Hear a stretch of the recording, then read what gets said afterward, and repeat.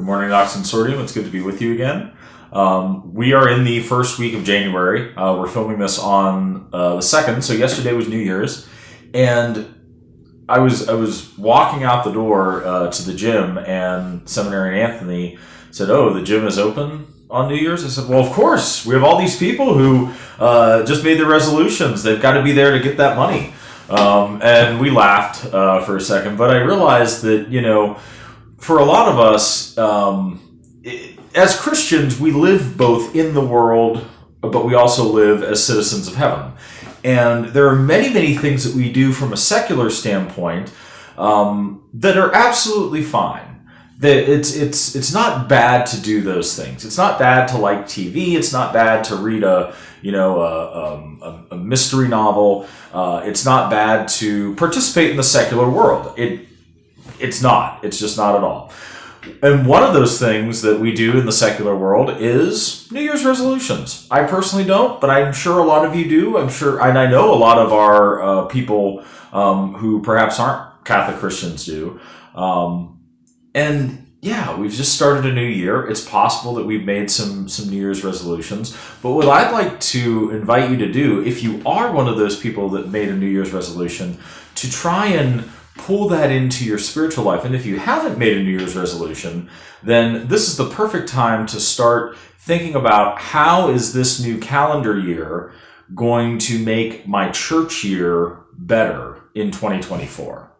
So we have started the new calendar year. We've already been in a new church year.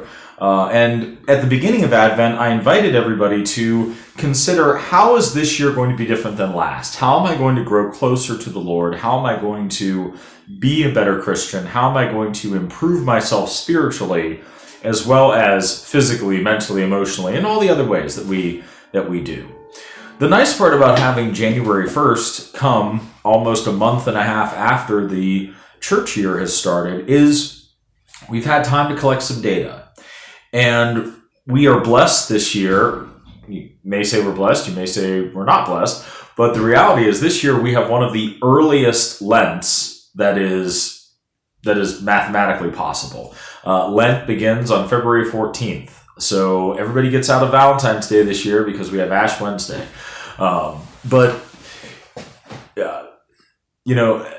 Being able to examine where we are at in our lives is fundamental and integral to being a Christian.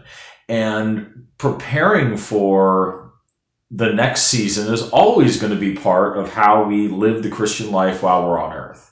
So I think it's valuable to look at this first week of January, this time where many of us may have made these secular promises to ourselves. I'm going to physically get better. I'm going to do this. I'm going to do that. I'm going to quit this. I'm going to quit that. Well, maybe this is a beautiful time for us to Catholicize these ideas. Maybe instead of I'm just going to go to the gym, maybe I'm going to listen to the Bible in a Year podcast while I'm at the gym.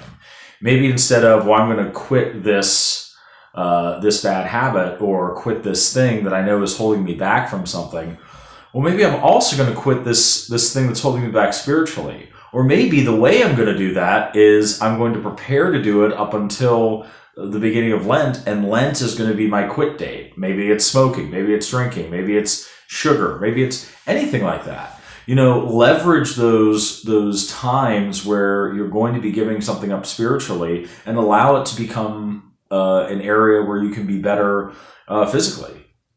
There are all these ways that our spiritual life lifts up our physical life on earth, and there are all those ways that our physical life on earth informs our spiritual life.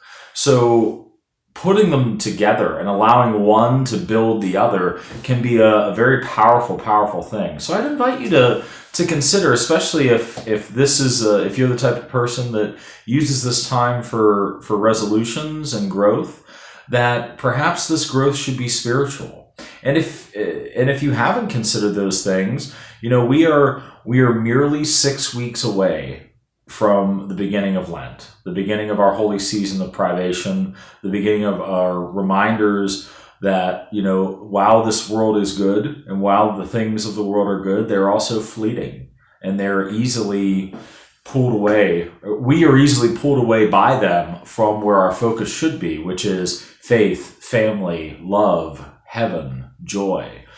So I'd encourage you during these next couple weeks to really start that process, to pray about, how am I going to be better? What can I do? What practical steps can I take in order to be the person that God is calling me to be? May God richly bless you, and may you have a very happy, healthy, and beautiful new year.